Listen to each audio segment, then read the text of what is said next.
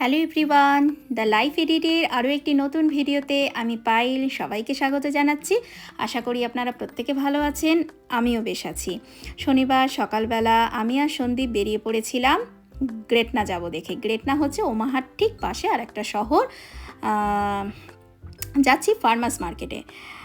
আগের দিন রাত্রিবেলায় সন্দীপ খোঁজ পেল যে গ্রেটনাতে একটা ফার্মার্স মার্কেট বসবে, সেখানেই আমরা গেছি। সকালবেলা দেখুন পৌঁছে গেছি, বোঝাই যাচ্ছে, কারণ চারিদিকে কিন্তু প্রচুর লোকজন আর সুন্দর একটা জায়গায়, মনোরম একটা জায়গায় বলতে পারেন, আমরা কিন্তু পার্কিংও পেয়ে গেছি। আচ্ছা, এবার বলি ফার্মার্স মার্কেটটা কি। ফার্মার্স মার্কেট হচ্ছে একটা স্ট্রিট মার্কেট যেখানে লোকাল প্রডিউসাররা বা লোকাল ফার্মার্সরা তাদের নিজেদের প্রডিউস এনে ডাইরেক্টলি কাস্টমারকে বিক্রি করতে পারে। এটাই হচ্ছে ফার্মার্স মার্কেটের কনসেপ্ট। সেরকমই একটা মার্কেট যেটা গ্রেটনা ফার্মার্স মার্কেট নামে পরিচিত, সেখানেই আমরা আজকে এসেছি। দেখুন,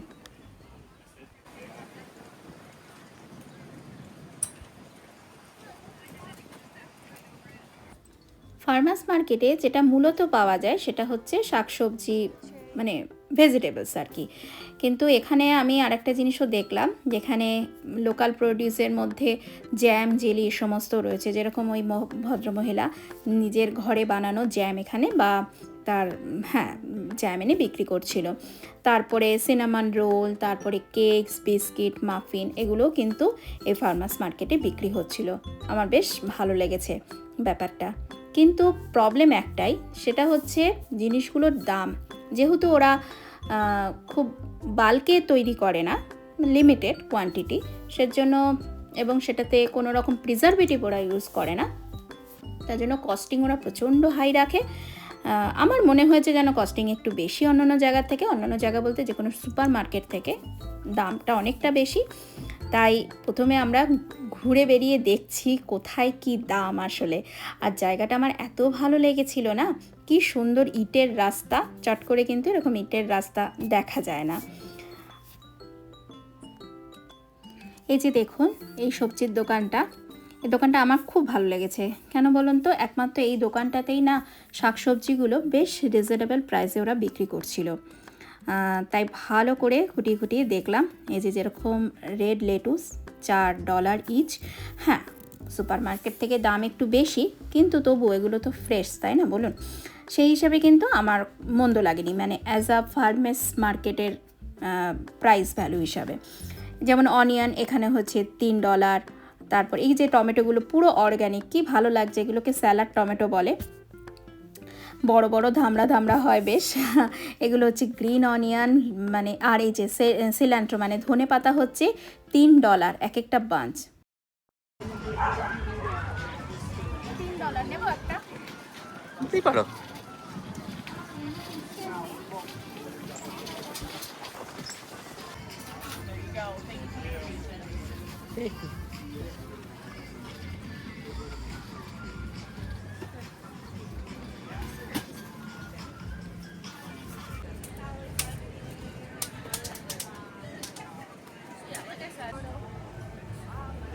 Magic mushroom of $7. Is it like a sweet caramel? It's sweet, yeah. Oh, Pink okay. and caramel. Birthday cake is the sweetest. ভদ্রমহিলা খুব ভালো ছিলেন, সন্দীপকে একটু টেস্ট করতেও দিল, যে তুমি খাও, খেয়ে দেখো, যদি ভালো লাগে তাহলে তুমি নিতে পারো। তা আমরা নিলাম, এবং এখানে দেখুন কি সুন্দর ভেনমো করার সিস্টেমও আছে। ভেনমো হচ্ছে ইন্ডিয়াতে যেরকম সবাই জিপে করে না, এখানে সেরকম ভেনমো করা যায়। আর এখানে একজন ভদ্রমহিলা বিক্রি করছিলেন তার হাতের বানানো সব হোমমেড জুয়েলারি, কিন্তু প্রচুর দাম ছিল। এই আর কি, মানে আর কি বলবো, মানে সবই অনেক কিছুই ছিল, কিন্তু কেনার মতো না। ঘুরতে বেড়াতে বেশ ভালোই লাগছিল, মন্দ লাগছিল না।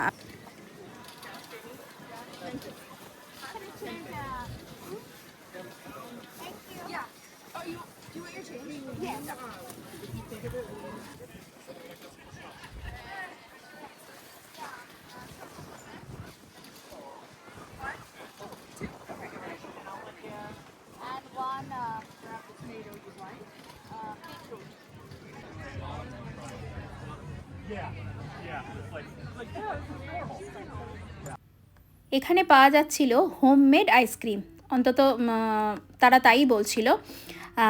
কিন্তু সকালবেলা আইসক্রিম খাওয়ার তো কোনো ইচ্ছাই নেই, বরং ইচ্ছা হচ্ছিল একটু কফি খাওয়ার।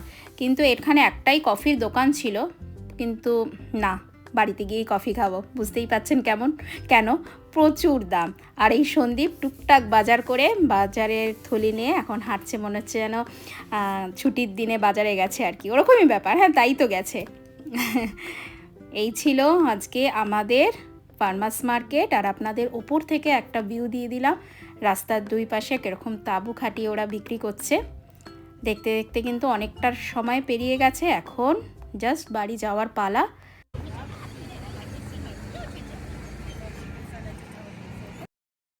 এই যে যা যা কিনেছি সব কিন্তু গাড়িতে ভরে নিলাম, ভরে নিয়ে এখন সোজা বাড়িতে গিয়ে বাচ্চাদেরকে ডাকবো, কারণ ওরা এখনও ঘুমাচ্ছে আমি জানি। চলুন বাড়িতে গিয়ে আবার দেখা হচ্ছে।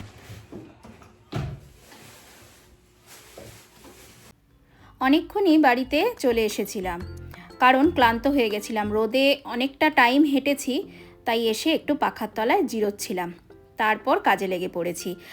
আর আজকে একটাই রক্ষা ছিল, সেটা হচ্ছে লাঞ্চ বানানোর কিছু ছিল না। আগের দিনের লেফটোভার মাছ ছিল, ডাল ছিল, সেগুলো দিয়ে আমাদের এবেলা হয়ে যাবে। তাই ভাবলাম টাইমটাকে ইউটিলাইজ করি। সেটা হচ্ছে এই কিচেনের ড্রয়ারগুলোকে আজকে সমস্ত ক্লিন করতে লেগেছি। আর তার সঙ্গে যেটা করেছি, সমস্ত ক্লাটার যত ছিল সেগুলোকে একদম মায়া না করে আমি ওগুলোকে ফেলেছি, যেগুলো আমার আর লাগবে না। হ্যাঁ, একদম মায়া না করে আমি সবগুলোকে ত্যাগ করেছি আজকে। দেখুন সুন্দর করে কিন্তু গুছিয়ে নিয়েছি, যা যা লাগবে আমার ইন ফিউচার রেখে দিয়েছি। আর এখানে এই ড্রয়ার না, এই শেপটাও আমি আজকে ক্লিন করব, যেখানে আমার থাকে সমস্ত Ziploc, parchment paper, tissue paper, তারপরে ফয়েল পেপার, আর থাকে বড় একটা মিক্সার গ্রাইন্ডার, যেটা আমার সব সময় লাগে না। যখন আমি বাল্কে কিছু আদা, রসুন, টমেটো কোনো অনুষ্ঠানের জন্য তৈরি করি, বানাই, তখন আমি এটা ব্যবহার করি, তাই একটু ভেতরে রেখে দিলাম। আর সুন্দর করে গুছিয়েও নিলাম জায়গাটাকে।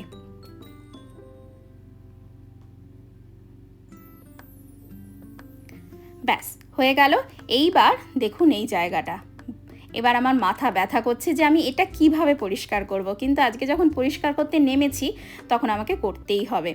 তাই সমস্ত জিনিসগুলো বার করলাম। আর এই শেলফে থাকে আমার সমস্ত বড় বড় বাসনপত্র, মানে হাঁড়ি, কড়াই, আমার ঠাকুরের বাসনপত্র, ইডলি মেকার থেকে এভরিথিং। আর এই যে দেখুন কি জঘন্য হয়ে গেছে, এটাকেও আমি আজকে ফেলে দিয়েছি। অনেক কিছুই আজকে আমি ফেলে দিয়েছি, তার মধ্যে এটাও ছিল। আর এই যে দেখুন, এই যে সেন্সবারি লেখা রয়েছে, এই ব্যাগটা আমি খুব যত্ন করে রেখে দিই। তার একটাই কারণ, আমার যত বছর বিয়ে হয়েছে এই ব্যাগটা আমার সঙ্গী, এর সঙ্গে অনেক স্মৃতি আমার জড়িয়ে আছে, তাই এটাকে আমি ফেলি না। আর এই যে আটার প্যাকেট কেন দেখাচ্ছি জানেন তো, আমার বাবা মা যখন ঘুরতে এসেছিলো, এই আটার প্যাকেট দুটো মা বলেছিল কি ভালো এখানে শেলফে পেতে দিই, তাহলে জল পড়লে নষ্ট হবে না। তাই ওটা আমি, মা যেহেতু পেতে দিয়েছিল, আমি কিন্তু কখনো ফেলি না, এত বছর ধরে রেখে দিয়েছি। আর রনিকে আর সন্দীপকেও কাজে পাঠিয়ে দিয়েছি, যে যা গিয়ে ওখানে প্রচুর বৃষ্টি হচ্ছে দেখে আগাছা হয়েছে, আগাছাগুলো পরিষ্কার কর। ও বাচ্চা মানুষ, যতটুকু পেরেছে করেছে, তাতেই আমি খুশি। আর এদিকেও কিন্তু আমি গুছিয়ে ফেললাম। আচ্ছা চলুন এবার আপনাদের টুক করে একটু দেখিয়ে দিই যে ফার্মার্স মার্কেট থেকে আমি কি নিয়ে এসেছিলাম। বেশি কিছু আনিনি, বললাম না প্রচণ্ড দাম ছিল, তাই গেছি যখন শখে, মানে দু একটা জিনিস কিনতে হয়, তাই কিনলাম এই যে গ্রিন অনিয়ন, যেটা নিয়েছিল $3। এটা একটা বিটরুটের বাঞ্চ নিয়েছি, খুবই ফ্রেশ ছিল। দুটো শশা দুটো কিন্তু খুব সস্তায় পেয়েছি, $1 করে এক একটা, একদম ফ্রেশ শশা। আর নিয়েছিলাম এই যে বাঁধাকপিটা খুব ভালো, মানে আমার ধরে যা বুঝতে পেরেছি, বাঁধাকপিটা আমার খুব বেশ ভালো লেগেছে, ফ্রেশ একদম, কোনো হিমঘরে থাকা সবজি নয়। যাই হোক, এইবার স্নানে যাব, তার আগে যে বললাম না আগের দিনের খাবার রয়েছে লাঞ্চ, সেগুলোকে আমি সব বার করলাম, বার করে একটু ভাত বসিয়ে দিলাম। ভাত বসিয়ে এবার আমি স্নানে যাব।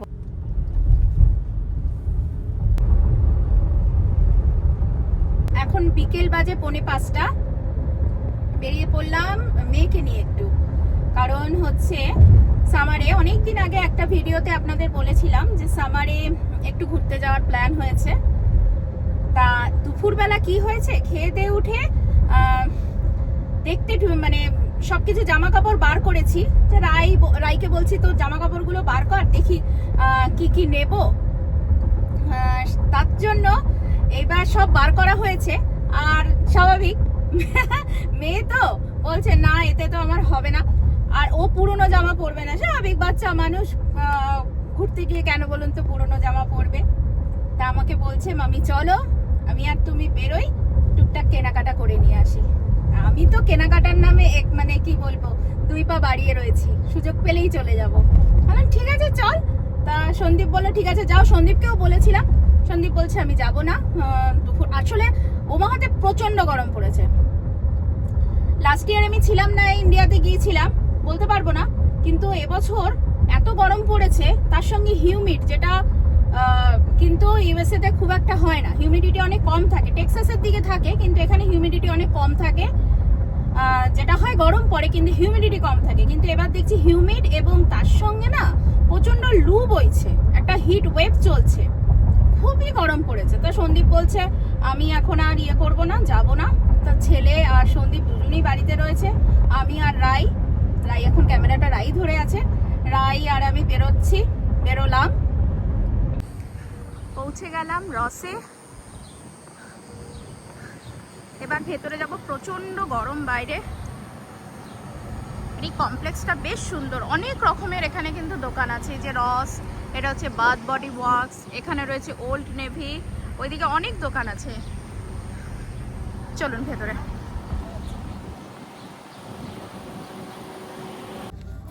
আমরা রসে তো এসছি, কিন্তু আমার রায়ের কিছুই পছন্দ হচ্ছে না। পছন্দ হচ্ছে রায় কিচ্ছু পছন্দ হচ্ছে না, সত্যিই ভালো লাগছে না।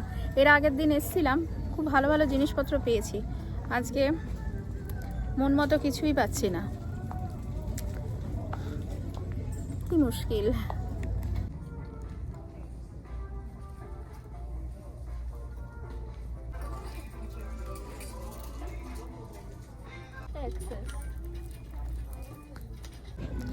ফাইনালি দুটো টপ পেয়েছি, একটা রায়ের জন্য, একটা আমার জন্য।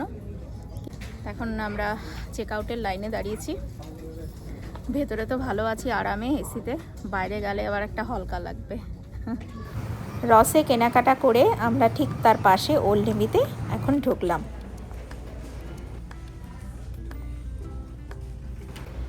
ওল্ড নেভির কালেকশান আমার কিন্তু বরাবরই খুব পছন্দের, ভীষণ ভালো লাগে।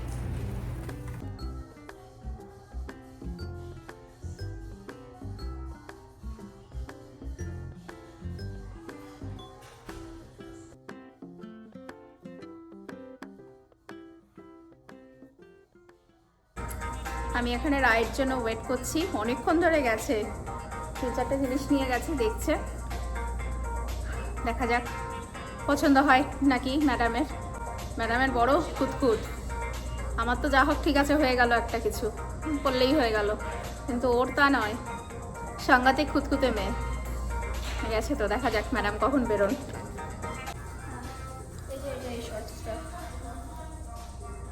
বাহ, ভালো লাগছে। সাদাটা নাকি এটা? এইটা কালোটা বেশি ভালো লাগছে। গরম বাইরে,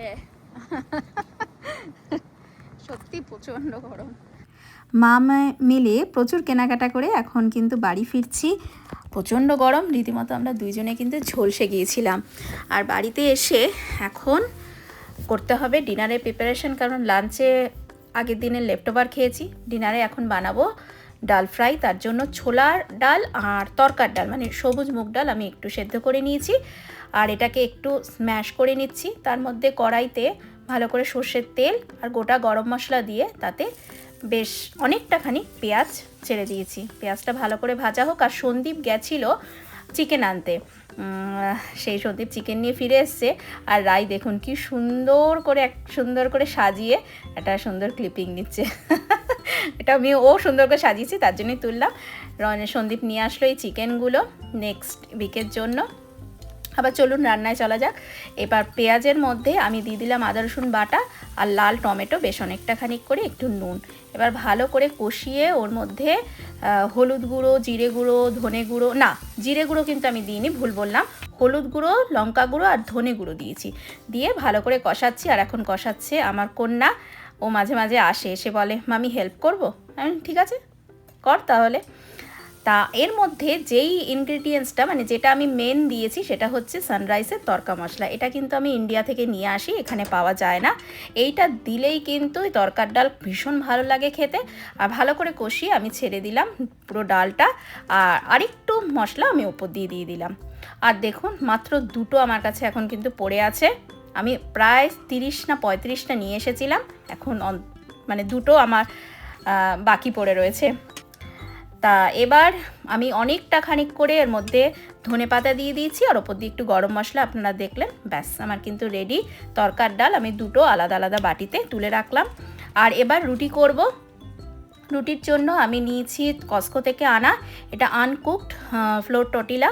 খুব ভালো লাগে খেতে। এটা যখন আমার রুটি করতে ইচ্ছা করে না হাতে, তখন আমি এটা বানাই। আর দেখুন কি সুন্দর ফুলে উঠেছে। এক এক করে কিন্তু প্রায় আমি 8-9টা ভেজে নিয়েছি। ভেজে নিয়ে এবার আমি সবাইকে খেতে দিয়ে দেব।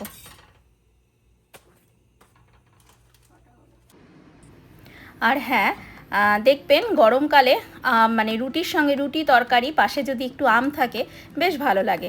তা ঘরে আম ছিল, আম একটু কেটে নিলাম। অবশ্যই এটা আমার জন্য নয়, আমার সন্দীপের জন্য নয়, এটা ছেলে মেয়ের জন্য। ওরা আম খেতে বেশ ভালোবাসে, তো ওদের জন্য একটু আম কেটে নিলাম। এবার খাবারগুলো পরপর বেড়ে নেব সবার জন্য। তড়কার ডাল, তার সঙ্গে রুটি, তার সঙ্গে আম, আর আমার আর সন্দীপের জন্য হচ্ছে একটু কাঁচা পেঁয়াজ। ব্যাস।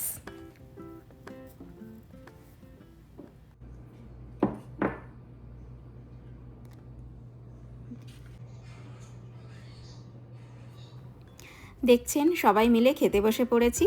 আর তড়কার ডালটা মানে তড়কার ডাল না, ডাল ফ্রাইটা কিন্তু খুব ভালো হয়েছিল। আমরা সবাই খুব এনজয় করে খেয়েছিলাম। দেখতে দেখতে অনেক রাত হয়ে গেছে, ভিডিওটা এখানে শেষ করছি। আপনাদের কেমন লাগলো আজকের ভিডিও অবশ্যই কমেন্ট করে জানাবেন। ভালো লাগলে লাইক করে দেবেন, কমেন্ট করবেন, শেয়ার করবেন। আর আমার চ্যানেল দ্য লাইফ এডিটকে সাবস্ক্রাইব করে আমার পাশে থাকবেন। দেখা হচ্ছে পরে আরও একটি নতুন ভিডিওতে। ততক্ষণের জন্য টাটা, লাভ ইউ, শুভরাত্রি।